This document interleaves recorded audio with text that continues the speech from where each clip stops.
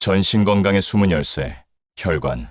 혈관이 막히면 목숨줄도 막힌다. 100세 시대, 우리 건강에 발목을 잡는 것이 있으니 바로 혈관 질환이다. 건강하던 사람이 잠을 자다가 혹은 운동하다가 갑자기 죽는 경우가 종종 있다. 우리 몸 안에 혈관이 미치지 않은 곳은 없다. 한 부위에 병이 생기면 몸 안의 다른 곳들도 건강할 리가 없는 이유다. 따라서 혈관 관리는 건강하게 살기 위한 선택이 아닌 필수 조건이다. 오늘 소개해드릴 책은 몸이 되살아나는 혈관 건강 비법입니다. 지은이 김동희, 현앤이 매일경제신문사. 혈관 질환 명의로 꼽히는 저자가 30년간 환자를 치료하면서 얻은 경험과 최신 연구 결과를 집대성했다. 혈관 질환의 진단, 치료법과 혈관 나이를 되돌리는데 도움되는 습관들을 알아보도록 하겠습니다. 혈관이 건강해야 온몸이 건강하다. 혈관이 깨끗하고 건강해야 영양분과 산소가 풍부한 혈액을 전신 세포들과 조직에 공급할 수 있다. 궁극적으로 건강한 세포와 조직으로 구성된 건강한 몸을 가질 수 있다. 인간은 수많은 세포와 조직으로 구성된 커다란 생명체다. 건강하다는 것은 우리 몸을 구성하는 수많은 세포와 조직들이 건강해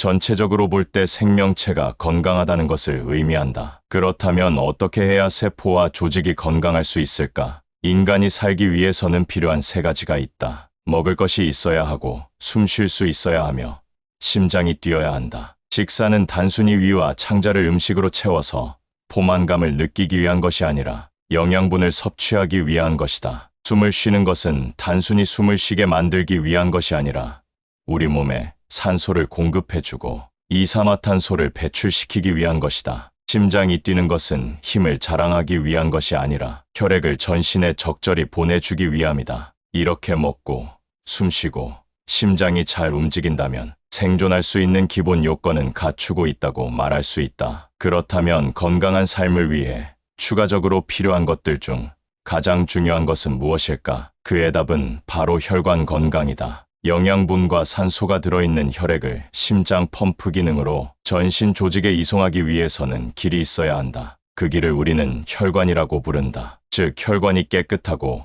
건강해야 영양분과 산소가 풍부한 혈액을 전신 세포와 조직에 공급할 수 있다. 궁극적으로 건강한 세포와 조직으로 구성된 건강한 몸을 가질 수 있다. 튼튼한 혈관이란, 건강한 혈관은 동맥과 정맥 그리고 림프관에 따라 그 의미가 조금씩 다르다. 동맥혈관이 건강하다는 것은 내부의 기름기와 같은 찌꺼기가 없이 넓고 깨끗한 형태를 가지면서 동맥혈관벽이 적절한 탄력성을 가지고 있는 것을 의미한다. 정맥혈관이 건강하다는 것은 내부에 있는 정맥, 판막 기능이 정상이고 내부에 혈전이 없으면서 정맥혈관벽이 적절한 탄력성을 가지고 있는 것을 의미한다. 림프관이 건강하다는 것은 림프관 내부 있는 판막 기능과 림프액 이송 능력이 정상인 것을 의미한다. 한마디로 혈액을 이송하는 길이 넓고 탄력성이 있는 경우를 튼튼한 혈관이라고 한다. 혈관 나이는 심장혈관 질환에 걸릴 위험도를 나타낸다. 우리가 흔히 말하는 나이는 출생일을 기준으로 살아온 기간을 의미한다. 이는 객관적이고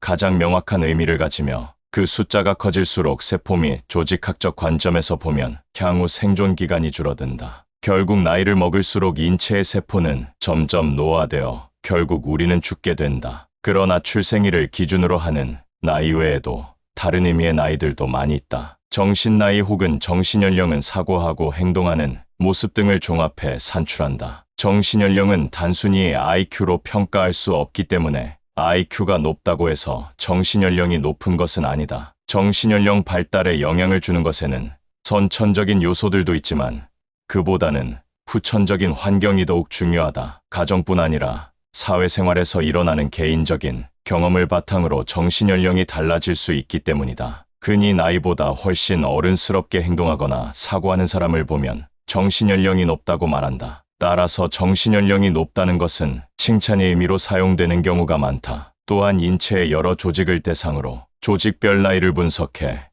건강의 지표로 삼기도 한다. 비교적 잘 알려진 조직 나이로는 뼈 나이, 피부 나이, 그리고 혈관 나이가 있다. 사춘기 이전에 성장판이 닫혀서 키가 크지 않은 경우 그 원인으로 뼈 나이를 지목하기도 한다. 또한 뼈 나이는 성조숙증과도 연관이 있어 치료 시기를 정하는 기준이 되기도 한다. 피부 나이는 대부분 사람들이 관심 갖는 대표적인 인체 조직 나이다. 피부 나이가 젊다는 것은 탄력성이 있는 아름다움을 상징하며 반면에 피부 나이가 늙었다는 것은 주름이 있고 탄력성이 떨어진 피부를 의미한다. 따라서 우리는 피부 나이가 젊기를 원하고 이를 위해 노력한다. 그렇다면 혈관 나이란 무엇이며 그 의미는 무엇일까? 혈관 나이란 무엇인가? 혈관은 혈액이 흐르는 통로다. 혈관이 탄력성이 좋고 내부에 찌꺼기가 없이 자기 고유의 직경을 유지하고 있는 경우 혈관 나이를 젊다고 말한다. 반면 혈관벽이 돌처럼 딱딱해지고 탄력성이 떨어지고 혈관벽에 죽종 혹은 플러그라는 기름 덩어리가 생겨 직경이 좁아지면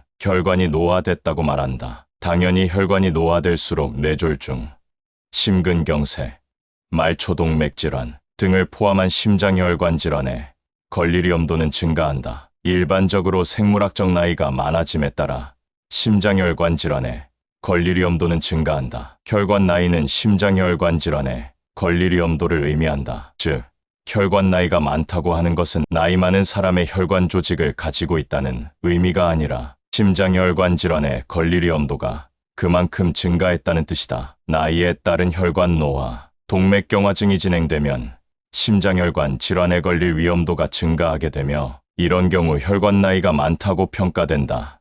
따라서 대표적인 동맥 질환인 동맥경화증이 진행되면 심장혈관 질환에 걸릴 위험도가 증가하게 되는데 이런 경우 혈관 나이가 많다고 할 수 있다. 실제 나이 40세인 사람의 혈관 나이가 60세라고 해보자. 이는 60세의 혈관을 가지고 있다는 것이 아니다. 60세 정상인들에게 나타나는 심장혈관 질환 발생 위험도를 가지고 있음을 의미한다. 자기 또래의 사람들보다 심장혈관 질환에 걸릴 가능성이 크다는 뜻이다. 일반적으로 혈관 나이가 자기 나이와 동일하게 나왔다면 또래에 비해 건강한 혈관을 갖고 있다고 말할 수 있다. 잘못된 습관으로 혈관이 망가진다. 혈관은 한 번 망가지면 잘 치료해도 원상 회복하기 어렵다. 따라서 처음부터 망가지지 않도록 잘 관리하고 예방하는 것이 무엇보다도 중요하다. 동맥과 정맥, 림프관에 따라 발병 원인들이 다르기 때문에 구분해서 정확히 알고 있어야 한다. 혈관 질환은 노화 현상의 일종이다. 나이를 먹으면 혈관 질환이 발생하기 쉽다. 그러나 젊은 사람에게서 혈관 질환이 발생하는 것은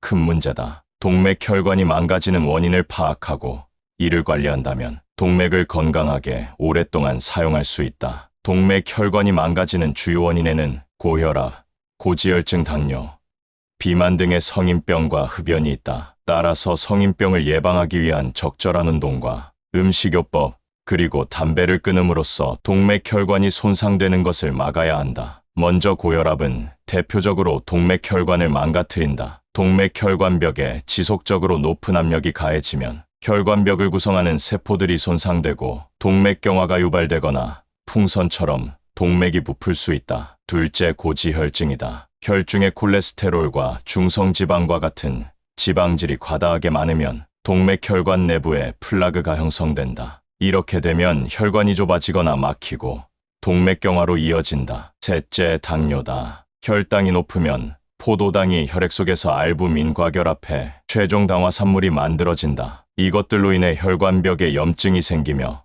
아울러 혈관벽에 석회화를 동반한 동맥경화가 진행된다. 때문에 비당뇨성 동맥경화증보다 동맥혈관 손상이 더 심하다. 특히 당뇨병성 동맥경화증은 큰 혈관뿐 아니라 망막혈관과 신장사구체에 있는 미세혈관들까지 손상시키기 때문에 당뇨병은 전신 동맥을 망가뜨리는 주요 원인이다. 넷째, 흡연이다. 흡연으로 인해 체내에 흡수된 니코틴은 동맥혈관벽을 직접 손상시킬 뿐만 아니라 흡연 자체로 인해 혈액점도가 증가돼 말초혈액순환에 문제가 생긴다. 혈관질환 치료법. 혈관질환 치료법은 약물요법, 수술, 방사선, 중재시술, 보존요법 등이 있다. 동맥질환의 치료법에는 막히거나 좁아진 동맥을 뚫어주는 방법, 넓혀주는 방법, 우회로를 만들어주는 방법 등이 있으며 동맥류의 경우 동맥류를 절제하고 대체 혈관을 이식하는 방법 혹은 스텐트 그라프트 삽입술 등이 있다. 정맥질환의 치료는 하지정맥류와 심부정맥혈전증을 대상으로 하며 림프질환은 림프 부종에 대한 치료가 대부분이다. 혈관 수명이 20년 늘어나는 식단, 혈관 건강을 위한 식단은 고혈압, 고지혈증, 당뇨, 비만 등 성인병과 관련된 내용을 모두 고려해야 한다. 우선 기본 식단을 만들고 그 외 세세한 부분은 개인의 특성에 따라 조절하자. 그렇기 때문에 일반인들이 식단을 구성하는 것이 쉽지 않다. 원칙을 고려해 기본 식단을 만들고 세세한 부분은 개인의 특성에 따라 조금씩 조절하는 것이 가장 좋다. 혈관 건강을 위한 식단은 1차적으로 고지혈증을 예방하는데 초점이 맞춰져 있다. 가장 먼저 동맥경화의 주범인 콜레스테롤의 흡수를 줄이고 배출을 유도하는 음식을 선택해야 한다. 그리고 중성지방과 탄수화물 섭취를 줄여야 한다. 중성지방의 흡수를 줄이거나 체내 생성을 억제하는 음식을 선택하는 것도 매우 중요하다. 구체적으로 식단을 설명하기에 앞서 혈관 건강을 위한 식단 구성 원칙에 대해 이야기하고자 한다. 심장혈관 질환의 위험도를 줄이기 위한 식생활 개선 방법이니 참고해서 각자의 생활에 적용해보자. 혈관 건강을 위한 식단 구성 원칙 7가지. 과식하지 않는다. 과식을 하면 우리 몸의 혈류량이 늘어나게 되고 심장과 혈관에 무리가 가게 된다. 따라서 과식을 하지 않는 것이 중요하다. 콜레스테롤과 지방 섭취를 조절해야 한다. 특히 지방 성분 중 포화지방과 트랜스지방은 심장혈관 질환의 위험도를 높이므로 포화지방은 하루 에너지 섭취량의 7% 이내, 콜레스테롤은 하루 200mg 이하로 섭취해야 한다. 불포화 지방산이 들어있는 식물성 기름 카놀라유, 올리브유와 견과류, 땅콩, 아몬드는 혈중 콜레스테롤 수치를 줄여준다. 따라서 요리할 때 적당량을 사용하거나 간식으로 먹는 것이 좋다. 오메가3 지방산은 혈중 중성지방 수치를 줄여준다. 오메가3 지방산이 풍부한 등푸른 생선을 일주일에 2회 정도 먹도록 하자. 염분 섭취를 조절한다. 짠 음식은 심장에 무리를 준다. 따라서 심장의 부담을 줄이고 혈압을 조절하기 위해 염분은 적게 먹는 것이 좋다. 소금이 많이 들어있는 국, 찌개, 탕, 김치, 젓갈, 장아찌, 인스턴트 식품 등을 최대한 자제하자. 탄수화물은 하루 에너지 섭취량의 50%에서 60%로 제한한다. 많은 사람들이 알다시피 밥이나 빵, 떡, 국수, 감자, 고구마, 옥수수와 같은 탄수화물이 많이 들어간 음식을 먹으면 열량 섭취가 많아져 체지방이 늘어나게 된다. 간식은 하루에 1회에서 2회 정도만 먹고 탄수화물 위주의 간식보다는 과일이나 저지방 유제품, 견과류를 먹는 것이 좋다. 식이섬유는 하루 25g에서 30g 섭취한다. 수용성 식이섬유는 콜레스테롤과 담즙산의 장내 흡수를 억제하고 담즙산의 배설을 촉진시켜 저밀도 콜레스테롤을 낮추는 효과가 있다. 미국 심장협회에서는 식이섬유를 하루 25g에서 30g 정도 섭취하도록 권장한다. 이를 위해 끼니마다 잡곡밥과 2접시 분량의 채소를 먹으며 하루 1회에서 2회 정도 과일을 먹어야 한다. 유산소 운동을 하고 체중을 조절한다. 체중은 몸 안의 모든 조직과 수분 등을 합친 무게다. 동일한 체중이라고 해도 골격량이 많으면 건강한 체중이 되고 반대로 지방이 많으면 비만이 된다. 과음을 하지 않는다. 술을 많이 마시면 체내 중성지방이 증가하기 때문이다. 성인병과 심장혈관 질환을 가진 사람들은 무산소 운동보다는 유산소 운동이 좋다. 무산소 운동은 혈압이 오를 수도 있기 때문에 전문가와 충분한 상담 후 진행해야 한다. 유산소 운동은 운동 중 산소 공급을 통해 체내에 저장된 영양소를 에너지로 바꿔 사용한다. 적당한 강도로 비교적 오랜 시간 동안 10분 이상 반복적으로 시행하는 운동으로서 조깅, 걷기, 수영, 자전거 타기, 가벼운 등산 등이 있다. 유산소 운동은 인체에 저장된 지방을 분해해 에너지를 얻기 때문에 체지방이 제거된다. 살이 빠지는 것은 물론이고 혈압에 큰 영향을 주지 않으면서 혈액순환을 도와주고 중성지방을 감소시킨다. 고밀도 콜레스테롤도 증가시키기 때문에 혈관 건강과 폐, 심장 기능도 향상된다. 무산소 운동은 짧은 시간에 강하고 많은 에너지를 이용한다. 산소를 이용하지 않고 저장된 에너지를 이용하는 형태다. 대표적으로 단거리 전력 질주, 다이빙, 역도, 필드하키, 근력 운동 등이 있다. 무산소 운동은 근육량을 늘리거나 근력을 향상시키기 위해 시행하지만 기초대사량을 늘려주고 체지방을 줄여주는 효과도 있으므로 혈관 건강에도 도움이 된다. 그러나 혈압이 오를 수도 있기 때문에 심장혈관 질환을 가지고 있는 사람은 전문가의 상담을 받아 적절한 강도로 운동하는 것이 좋으며 유산소 운동을 먼저 한 후 시행하는 것이 가장 좋다. 김동익님의 몸이 되살아나는